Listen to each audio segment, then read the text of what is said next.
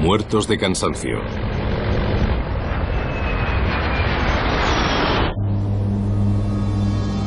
El vuelo 3407 de Continental Connection operado por Colgan Air volaba desde Newark, Nueva Jersey, a Buffalo, Nueva York. Había sido un vuelo complicado para el comandante Marvin Renslow. Tenía que guiar a su nueva copiloto, Rebecca Shaw, una ex instructora de vuelo de Seattle. Salud. Shaw llevaba tan solo un año en la aerolínea. Debía decidir si quería convertirse en comandante. No sé qué quiero hacer con el ascenso, depende de donde tenga que vivir.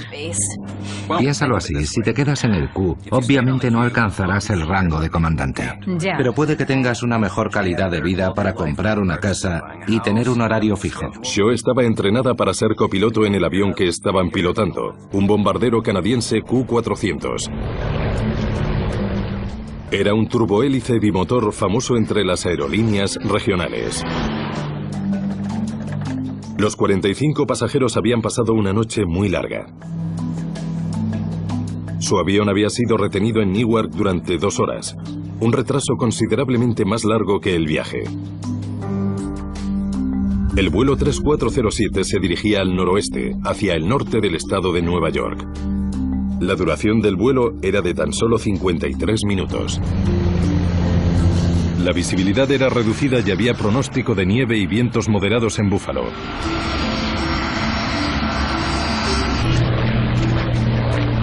Un poco de agua, por favor.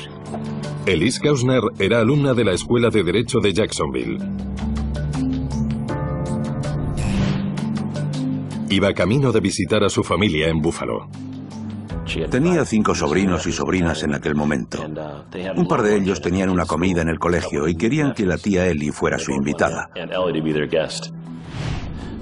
Cualquier excusa le valía para venir a casa. Nos llamó desde Newark. Hola. Nos llamó desde la sala de embarque. Sí, han pasado 2 horas. Estaba muy enfadada por el retraso.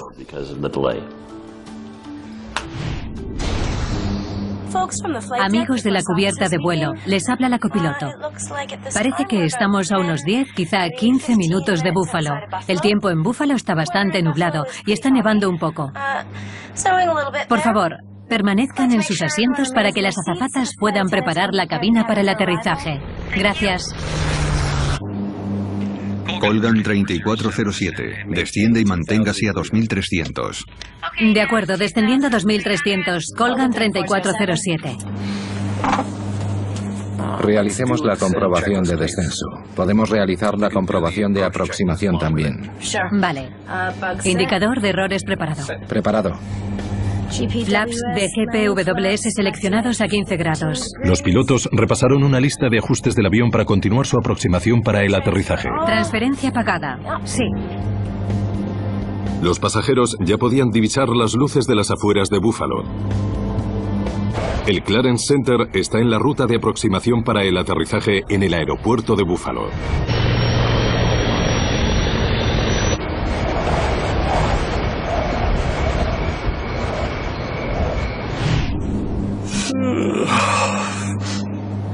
Abajo, tren de aterrizaje. Preparados para aterrizar. Tren de aterrizaje bajado. Flaps a 15.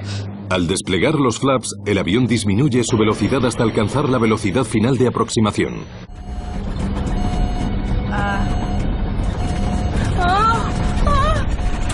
Dios mío. De pronto, la palanca de control empezó a agitarse. El Q-400 estaba fuera de control.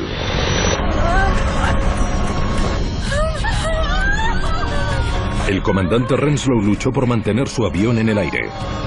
¡Dios! Pero parecía moverse por sí solo.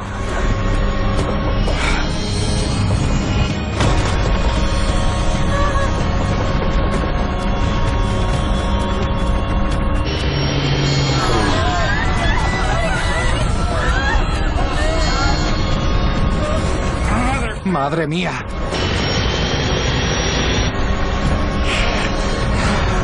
¿Subo el tren de aterrizaje? ¡Súbelo!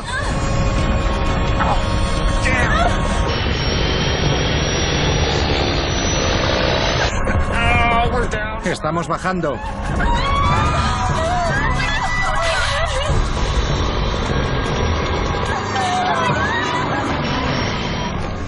El avión se estrelló contra una casa en el 6038 de Long Street.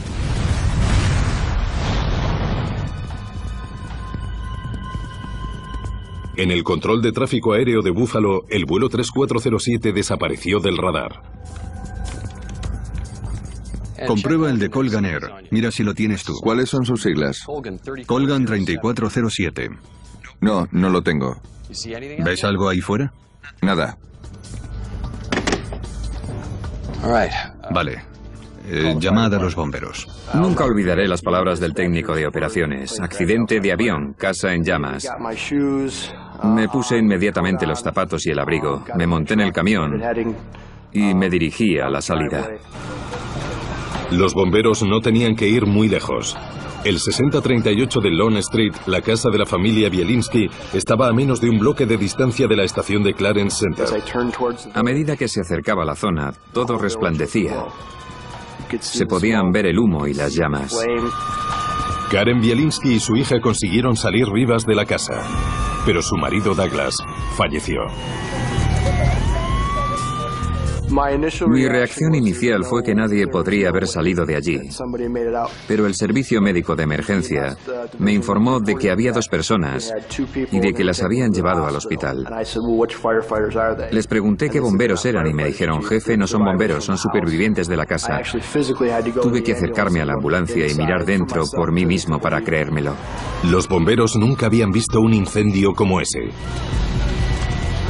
Si has estado alguna vez a 1,5 metros de una hoguera y no podías soportarlo más, eso es lo que se sentía allí, a 30 metros de distancia. La altura era increíble. Obviamente debido a que el combustible lo había hecho crecer y la zona de escombros era muy grande. Era una vista terrorífica. Vivimos en la ciudad en la que se estrelló el avión en la carretera. Mi hijo volvía a casa en coche de un partido de fútbol. Pasó por al lado del accidente del avión y me llamó para decirme que había un avión en Clarence. Nunca se nos pasó por la cabeza que podía ser el avión en el que iba Ellie. El vuelo 3407 se estrelló a 8 kilómetros de distancia del aeropuerto de Buffalo. Los pasajeros y la tripulación, 49 en total, fallecieron, entre ellos el comandante Marvin Renslow y la copiloto Rebecca Shaw.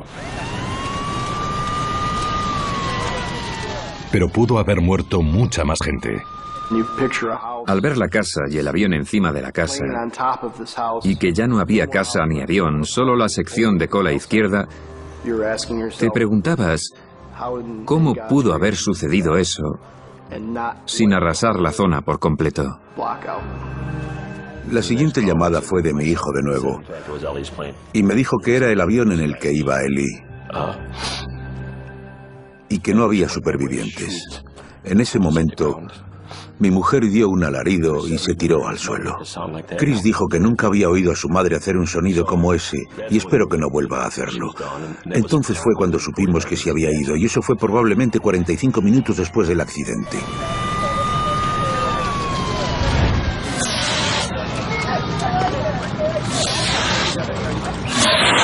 La escena por la mañana era de total devastación.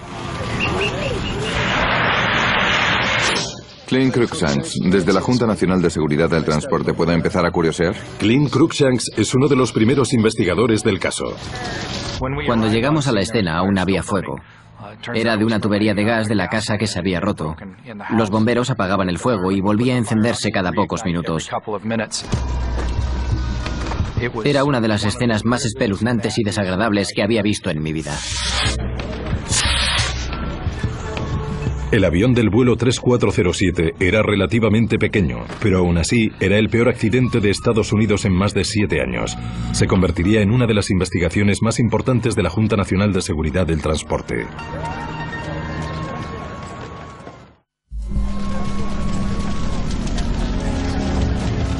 El lugar del accidente del vuelo 3407 continuaba ardiendo, impidiendo a los investigadores examinar los restos.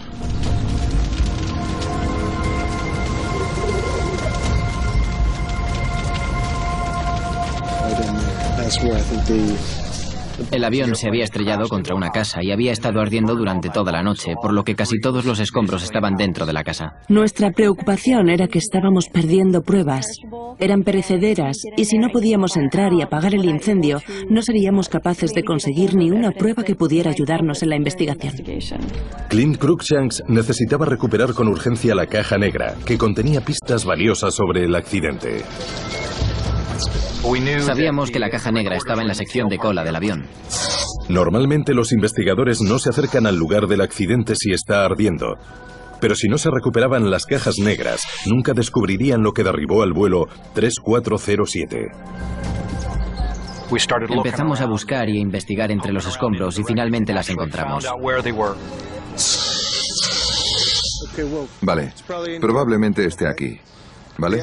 El panel de acceso está al otro lado, así que vamos a tener que hacer un agujero aquí, ¿de acuerdo? Los bomberos usaron sus hachas. Pudimos hacer un agujero en el lado del fuselaje, entrar, coger la caja negra y sacarla.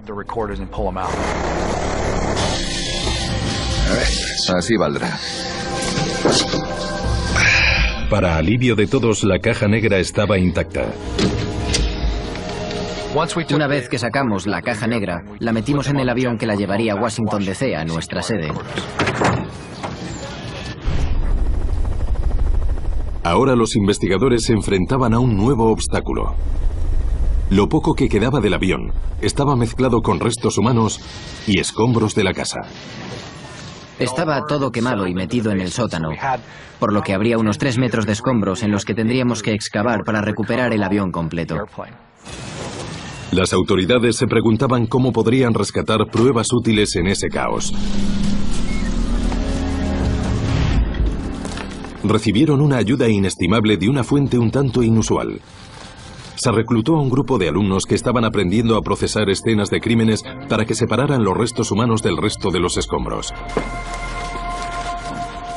Eran alumnos de una universidad local, estudiantes de antropología forense, y esa fue una buena experiencia para ellos porque pudieron excavar entre los escombros para buscar restos humanos. El tren de aterrizaje aquí, por favor. Fue un trabajo desagradable y minucioso, pero ayudó a los investigadores a tener más tiempo para concentrarse en los restos del avión.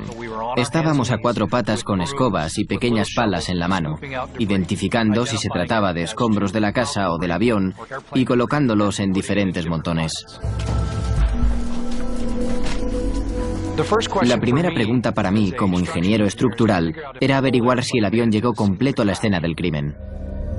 Se estudiaron minuciosamente los escombros para determinar si estaban presentes las 4 esquinas del avión, el morro, la cola y los extremos de las alas.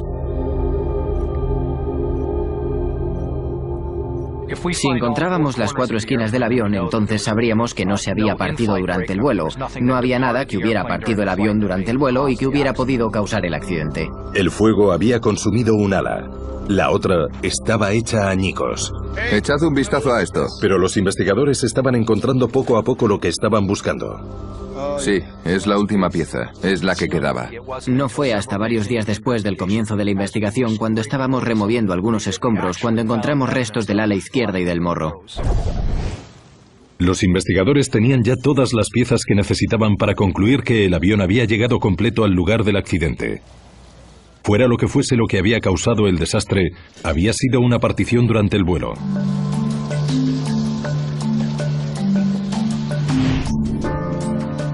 La tragedia del vuelo 3407 se encontraba bajo un intenso escrutinio en las oficinas de la Junta Nacional de Seguridad del Transporte en Washington. Sus trabajadores intentaban determinar si el accidente había sido causado por algún fallo de funcionamiento del avión. Sabíamos que este accidente en concreto había sido un accidente al aterrizar, por lo que queríamos comprobar el rendimiento del avión y también la continuidad del control de vuelo. Gran parte de esta responsabilidad recayó en Scott Warren.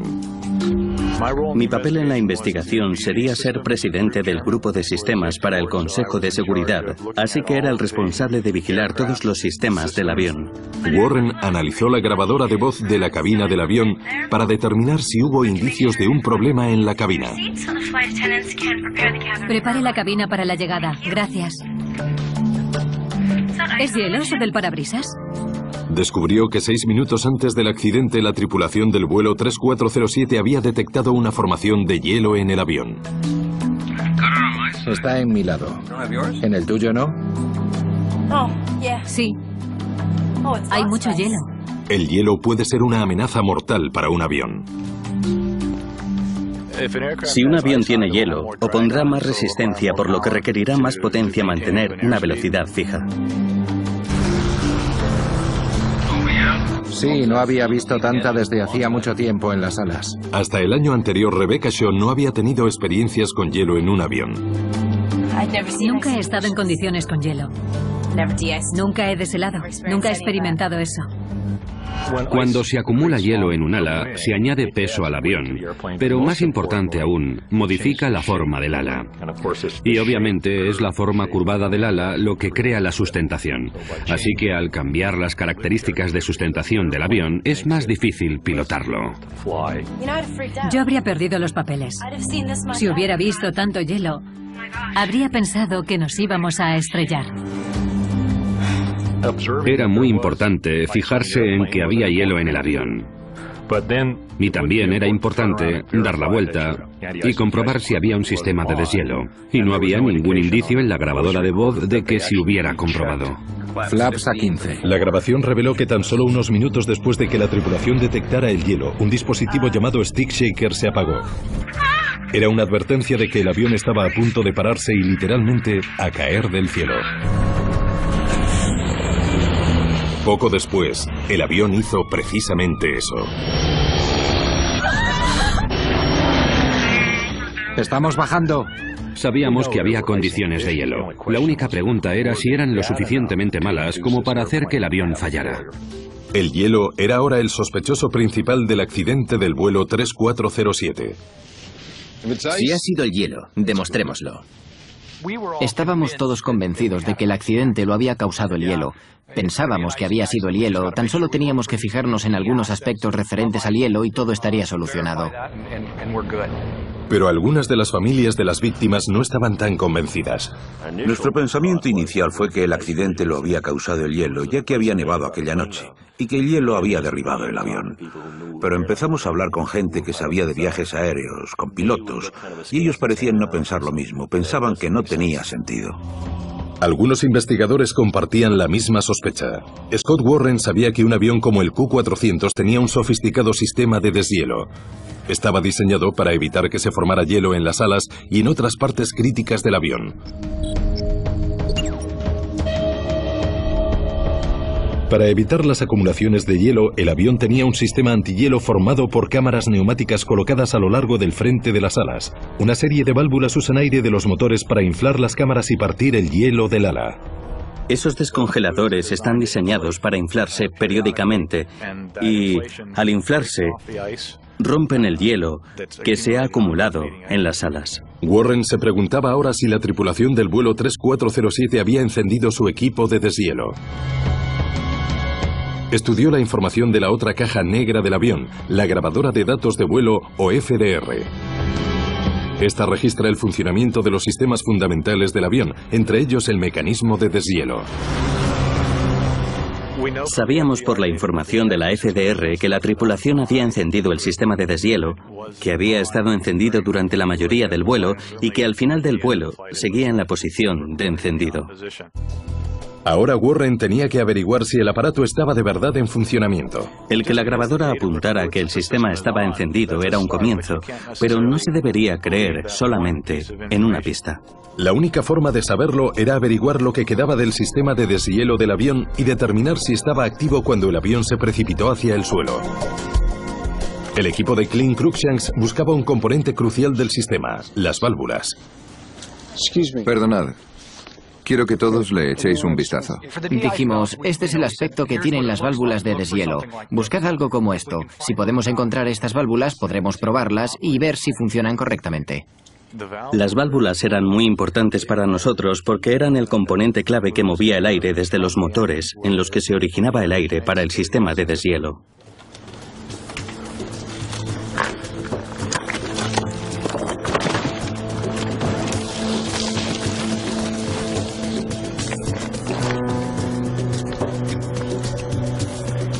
Bien. Quedan 5.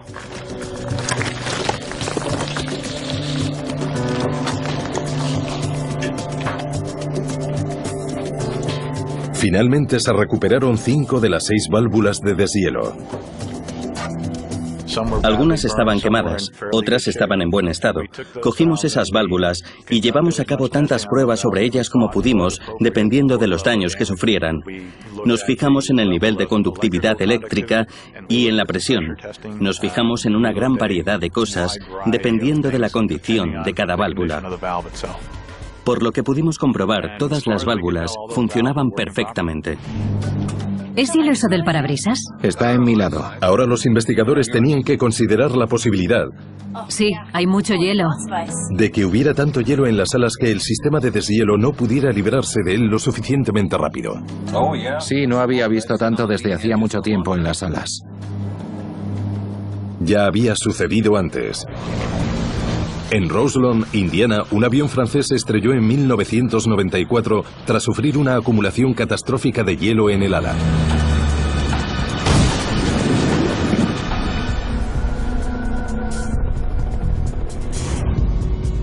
Al analizar cuánta potencia necesitaba el avión para mantener su velocidad, los investigadores llegaron a una conclusión sorprendente. Básicamente el avión volaba como si tuviera una cantidad de hielo muy pequeña, una cantidad de hielo muy manejable. Parece normal. No estaba sobrecargado, no era excesivo. Si el hielo no había derribado el avión, algo tuvo que causar la pérdida. Warren estudió el manual de funcionamiento del Q-400 y descubrió la velocidad de pérdida del avión, la velocidad a la que no puede generar más propulsión para permanecer en el aire. Descubrió que el vuelo 3407 operaba a 111 nudos. Comparó entonces la velocidad de pérdida del avión con la velocidad real justo antes de que saltara la advertencia de pérdida. 130 nudos. Bastante por encima de la zona de peligro. Flaps a 15. Cuando se apagó el vibrador de palanca de mando, ¡Dios mío! no estaban necesariamente al borde de la pérdida. Estaban aún a unos 20 nudos de la pérdida. Esta nueva revelación incrementaba el misterio alrededor del vuelo 3407. Si no se había parado, ¿por qué había caído del cielo? Los investigadores centraron su atención en los segundos críticos antes de que el vuelo 3407 se descontrolara. Buscaban pistas que pudieran explicar por qué la advertencia de pérdida se encendió cuando el avión volaba dentro de los límites de seguridad. Descubrieron que este avión tenía una característica única conocida como interruptor de velocidad de referencia. Controla la sensibilidad de la advertencia de pérdida del avión. Muy pocos aviones de los que he conocido tenían ese interruptor. Este avión era el único que conocía que tuviera ese interruptor en el panel del techo. Había sido diseñado por el fabricante como una característica adicional de seguridad. ¿La velocidad de referencia fue variable? Los pilotos deben encender este dispositivo cuando vuelan en condiciones de hielo. Probablemente haya algo de hielo. Cuando se encuentra en la posición de increase aumentar, recuerda a los pilotos que deben volar más rápido para contrarrestar el efecto de resistencia causado por el hielo. Cuando se vuela en condiciones de hielo y el hielo se acumula en las alas, la velocidad de pérdida puede aumentar. La velocidad de referencia hace que la advertencia aparezca antes de que esto ocurra o cuando aumenta la velocidad de pérdida. Lo que hace ese interruptor es cambiar los ajustes de la activación del vibrador de palanca de mando. Tuvimos que preguntar al fabricante cómo funcionaba ese interruptor y lo que averiguamos fue que era parte de la descripción de los sistemas que la tripulación recibía durante su formación, pero no recibieron demasiada formación sobre cómo manejar ese interruptor. Parecía que era demasiado simple como para preocuparse por él. Los investigadores necesitaban saber si la tripulación del vuelo 3407 había encendido el interruptor de velocidad de referencia activando el shaker a una velocidad mayor de la normal. La caja negra del avión no mostraba si el interruptor estaba encendido. Los investigadores debían encontrar otra forma de determinar su posición en el momento del accidente.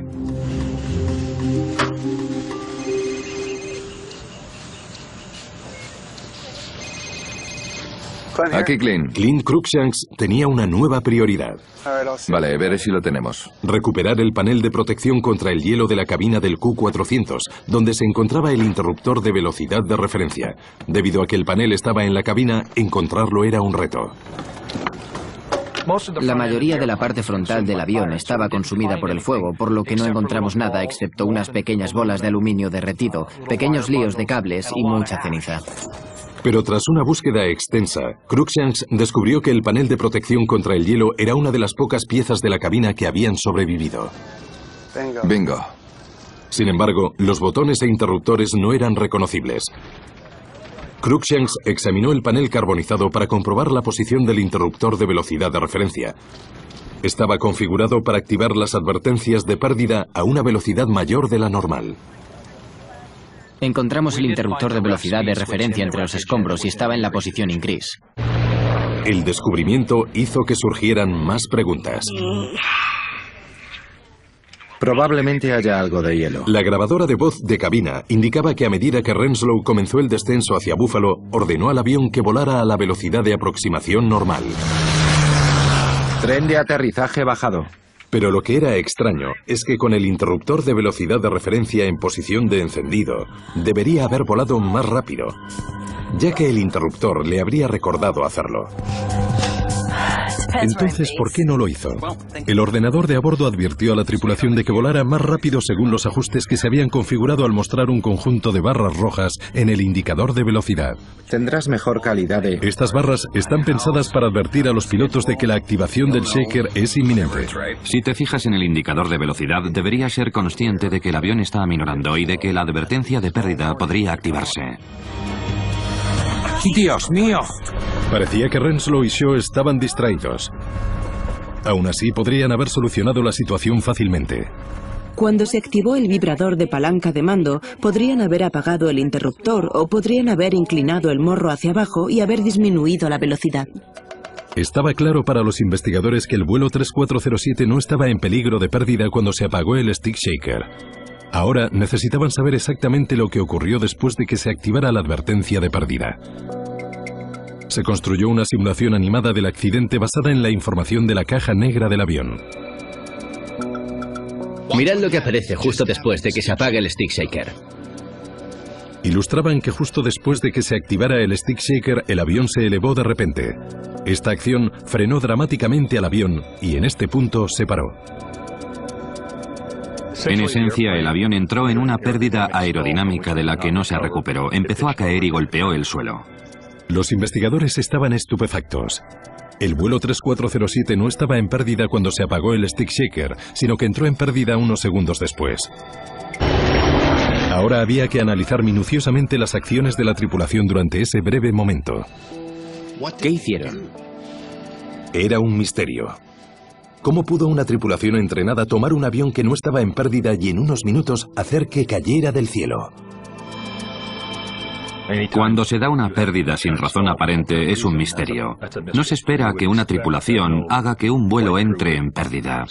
La pregunta es, ¿por qué? El objeto de la investigación cambió ahora del avión a la tripulación. Especialmente en sus actuaciones durante los segundos críticos después de que sonara la advertencia de pérdida. Queríamos comprobar si la forma en que pilotaban el avión era la misma en la que se les había entrenado según los procedimientos estándar de vuelo que se reflejan en sus manuales de vuelo. La caja negra del avión retiene información de más de 1000 aspectos diferentes de las operaciones de vuelo del Q400, desde la velocidad y la altitud hasta la posición de los pedales del timón y el acelerador. También graba los movimientos del controlador de vuelo más crítico, la palanca de mando. Los pilotos emplean la palanca de mando para cambiar la posición de los elevadores y de los alerones, que controlan la dirección del avión. La caja negra del avión almacena información no solo sobre la posición de la palanca de mando, sino también sobre cuánta fuerza se aplica sobre ella. La FDR graba cuáles eran las posiciones de control. Tiene sensores dentro de la palanca de control, tiene sensores dentro de la rueda de control. Lo que encontró Scott Warren al analizar la posición de la palanca de control fue asombroso. En respuesta a la activación del stick shaker, el comandante Renslow debería haber empujado la palanca hacia adelante para bajar el morro y ganar velocidad. Pero por alguna razón hizo todo lo contrario. Descubrimos, en lugar de empujarla hacia adelante, que es la respuesta normal a la activación del vibrador de palanca de mando, que la tripulación tiró de la palanca hacia atrás. Esto tuvo el efecto de elevar el morro, causando que la velocidad disminuyera, llevando al avión a una pérdida real. Aparentemente, el comandante Renslow había efectuado erróneamente una de las maniobras más elementales del pilotaje: cómo recuperarse de una pérdida. Por encima de todo, requiere ganar velocidad para salir de la situación. El procedimiento de recuperación es simple y claro. Requiere empujar los controles hacia adelante para proporcionar la máxima potencia. Si el capitán hubiera empujado hacia adelante esos controles de vuelo en algún momento, habría tenido posibilidades de recuperarse rápidamente. De todo esto dedujimos que esta pérdida se pudo haber solucionado varias veces a distintos niveles. No hubo razón para que el avión cayera. Los investigadores descubrieron también que al ayudar a Renslow en la crisis, la copiloto Shaw empeoró las cosas involuntariamente. Voy a subir los flaps. Replegó los flaps, reduciendo la cantidad de empuje a medida que el avión luchaba por mantenerse en el aire. Si la copiloto hubiera dicho simplemente estamos en pérdida, aumenta la potencia, levanta el morro, el avión habría podido recuperarse. Desde el punto de vista humano, es triste reconocer que ocurran este tipo de cosas y que de ellas pueda surgir una tragedia. Se concluyó que el fallo del comandante Renslow para responder adecuadamente a la advertencia de pérdida fue la causa principal del vuelo 3407. Como el asunto era ahora un error del piloto y no un fallo mecánico, entró en escena el investigador de factores humanos Evan Byrne. Su primera pregunta: ¿por qué no se habían dado cuenta antes Renslow o Shaw de que la velocidad era demasiado baja para condiciones de hielo? En este caso, podemos fijarnos en el hecho de que había indicios claros y evidentes de que la velocidad se estaba deteriorando, que el comandante no captó. Byrne escuchó la grabadora de voz de la cabina para intentar entender qué podría haberle llevado a ese descuido. Eso es. Podrías estar en casa para cuidar a tu marido y todo eso. Descubrió que la tripulación había estado hablando durante el vuelo.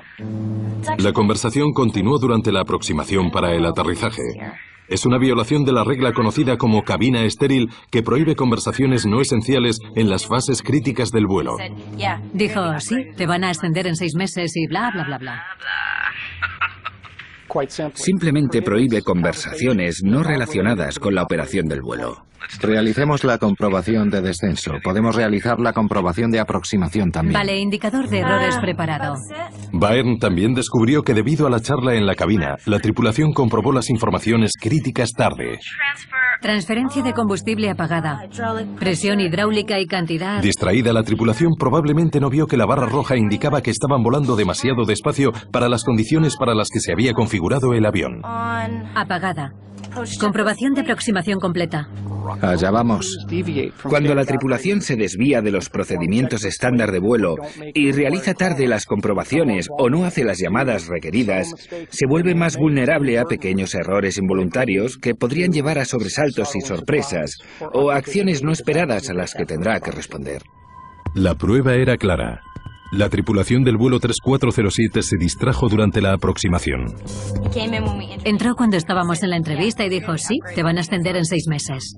Habían olvidado un ajuste clave que habían realizado que les requería volar más rápido de lo normal. Habían obviado las indicaciones de que volaban demasiado bajo para condiciones de hielo. Después, el comandante Renslow reaccionó de manera incorrecta a una advertencia de pérdida, sellando el destino del avión. Evan Byrne se preguntó qué podría haber causado a una tripulación de aerolíneas entrenada a dar estos pasos en falso. Encontró una pista en la grabadora de voz de la cabina. Disculpa. La tripulación mostraba signos de cansancio. ¿Podrían haber estado Renslow y Shaw demasiado cansados como para operar de manera efectiva en la cabina de vuelo? Es una pregunta difícil. Contestarla requeriría rastrear sus movimientos durante las 72 horas anteriores al accidente. Nos llevó a realizar un trabajo detectivesco en la investigación, en la que intentamos reunir tantos hechos como fuera posible. Byrne entrevistó a las familias de los pilotos. ¿Podría hablar con la señora Renslow, por favor? Estudió las facturas del teléfono móvil de los pilotos y los registros de los mensajes de texto. Investigó en el sistema informático de la aerolínea para determinar si la tripulación lo había usado para comprobar sus horarios y cuándo. Necesitaba rastrear cada movimiento. ¿A qué hora se fue de casa Rebecca? Hablamos con sus colegas, otros pilotos, controladores, instructores, y les preguntamos sobre los pilotos, sobre sus actividades recientes. Descubrió que ninguno de los pilotos vivía cerca de Newark, pero no podían permitirse alojarse en hoteles con sus sueldos. El comandante Renslow ganaba unos 40.000 euros anuales en Colgan Air. La copiloto Shaw ganaba menos de 11.000 euros al año, mucho menos que el sueldo medio de un conductor de autobús. Como resultado, ambos pilotos habían hecho largos viajes para trabajar a través del país hasta Newark. El comandante Renslow desde su casa de Florida y Rebecca Shaw desde Seattle, en el estado de Washington.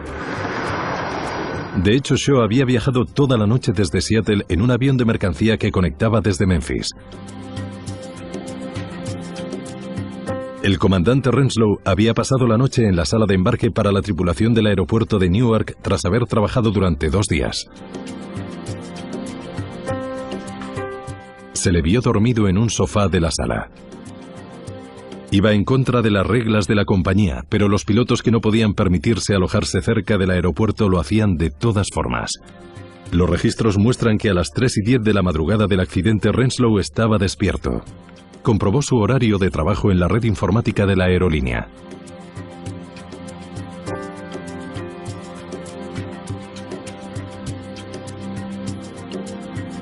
Próxima parada, Buffalo.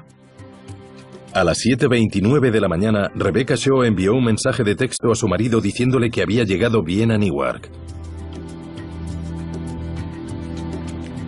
Hola, cariño, soy yo. Los registros del teléfono indican que más tarde de madrugada el comandante Renslow habló por teléfono varias veces. Rebecca Shaw, por su parte, se echó una siesta para recuperar algo del sueño que había perdido volando la noche anterior. No fue suficiente. Finalmente concluimos que era probable que ambos miembros de la tripulación experimentaran algunos efectos de cansancio en el momento del accidente. Su trabajo era vigilar la velocidad. Su trabajo era vigilar el tablero de control. Y a mi modo de ver, estaba cansada hasta el punto de que lo tenía delante, pero no era capaz de hacer nada. Y él tampoco. Él no debió haber pilotado el avión. La revelación llevó a John Kausner a convertirse en un feroz defensor de cambios en la industria. Sembró la concienciación entre los legisladores y el público sobre la necesidad de mejorar las regulaciones sobre los pilotos de las aerolíneas regionales. Apoyamos a las familias del 3407 y su lucha por la seguridad en la aviación. Estos representantes, congresistas y senadores han hecho esto por nosotros y estamos muy agradecidos. Llevó su lucha hasta Washington, D.C. Necesitábamos hacer algo, así que empezamos a defenderlo en Washington una vez por semana o cada 2 semanas. Viajamos allí innumerables veces y las familias se involucraron. Todos acudimos a las vistas y comenzamos a demostrar lo que podíamos hacer. El accidente del vuelo 3407 centró la atención del mundo en un problema de seguridad creciente. Los familiares de aquellos que fallecieron ayudarían a eliminar esa amenaza. El accidente del vuelo 3407 sacó a la luz las deficiencias de las aerolíneas regionales. Estas aerolíneas pequeñas realizaban la mitad de los vuelos de pasajeros al día en Estados Unidos. Sus pilotos eran por lo general más jóvenes, menos experimentados, ganaban menos y trabajaban más horas. Sus niveles de seguridad eran muy diferentes de los de las aerolíneas grandes. El umbral de formación, de cualificación y de sueldos era menor, por lo que no podían atraer a un piloto muy cualificado. Había sueldos muy bajos, condiciones de trabajo muy difíciles, y no se atraía a solicitantes del mismo nivel que antes. Algunas aerolíneas regionales se han metido en apuros al contratar a la primera persona que satisface los mínimos. En Estados Unidos, de los 7 accidentes fatales de aviones de pasajeros ocurridos en los últimos 10 años, 5 eran de aerolíneas regionales. Entre ellos se encontraba el vuelo 5191 de Delta Connection en agosto de 2006, en el que fallecieron 49 personas cuando la tripulación despegó desde la pista equivocada.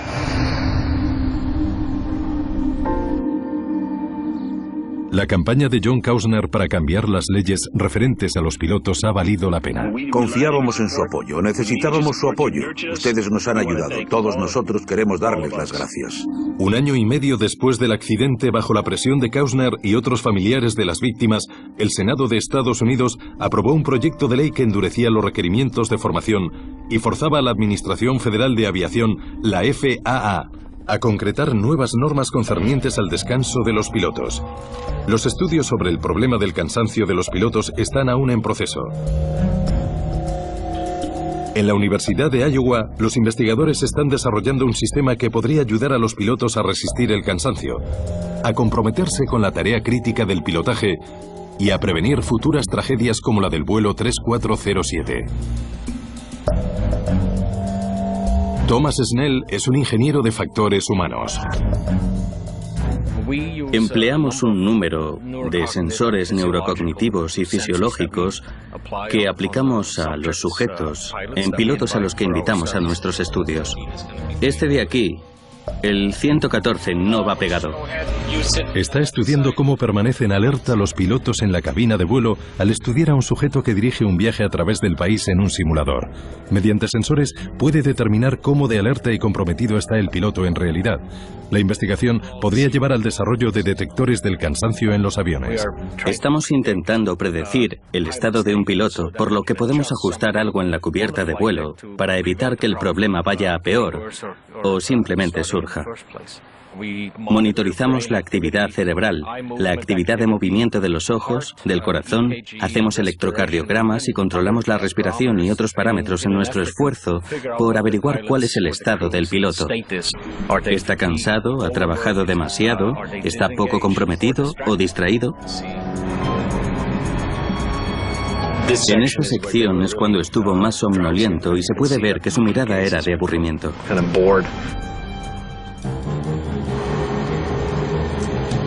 Snell configura el simulador de vuelo para que desencadene un gran fallo del sistema en la cabina. Esto no va bien, no funciona nada. Los sistemas hidráulicos han fallado. No puedo desplegar los flaps. Para el mapa ahí, para que podamos ver cuál ha sido su actividad cerebral. Preparado para el aterrizaje. Cuando la tripulación está cansada, se puede observar que su reacción a los sucesos se ralentiza, por lo que se cometerán errores en la cubierta de vuelo.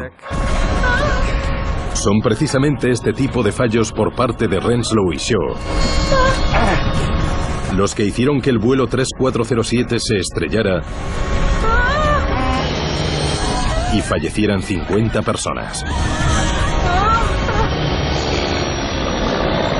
Es una tragedia que no debió haber ocurrido. Era previsible, pudo haberse evitado y podría repetirse si no hacemos algo al respecto. Estoy concentrado en ello y decidido a cambiar las reglas existentes para que ningún otro padre se encuentre en mi situación.